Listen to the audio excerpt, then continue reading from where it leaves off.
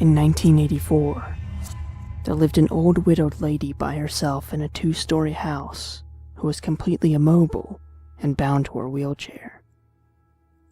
Ever since the mysterious death of her husband, she required the aid of a carer who would visit her daily to help with everyday tasks. What made it even more difficult was the fact that the 2 floors of the house were only connected by an old staircase inside.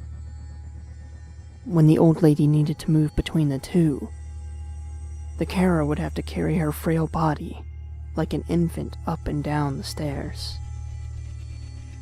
One day, the police received a call from the widow. There had been a murder. Since police units were scarce at the time, and the murderer had already fled the scene, only one detective was sent out to conduct the initial crime scene report. He arrived to see the carer's body splayed out on the floor with her vocal cords ripped out in a pool of blood on the first level of the house, with the old lady atop the staircase in her wheelchair watching him, still and silently, seemingly in shock. He could immediately rule her out as a suspect due to her inability to move up and down the stairs, and because she was trapped up there during the time the murder took place.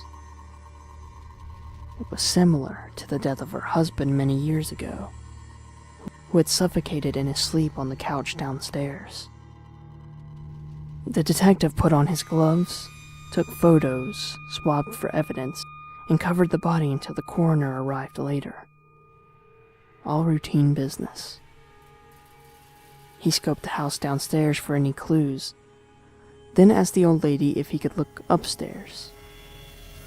She insisted that she was upstairs the whole time and no one apart from her had been up there that day. But regardless of this, the detective ascended the staircase, to which she hesitantly moved aside. Beyond the staircase, there was a narrow corridor with 3 doors along it. He checked behind each of the doors. The empty bedroom, nothing. The bathroom, nothing. He became anxious as he slowly made his way to the final bedroom where the old lady slept.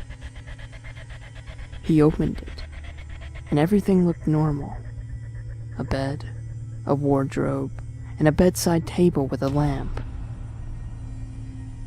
He checked every wall of the room in horror, as it was not what he discovered, but what he didn't discover that made him stop dead in his tracks and slowly reach for his gun in its holster.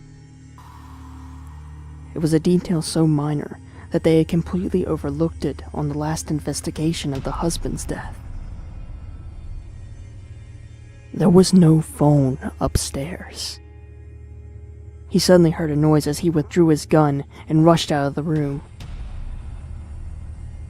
only to find an empty wheelchair atop the stairs.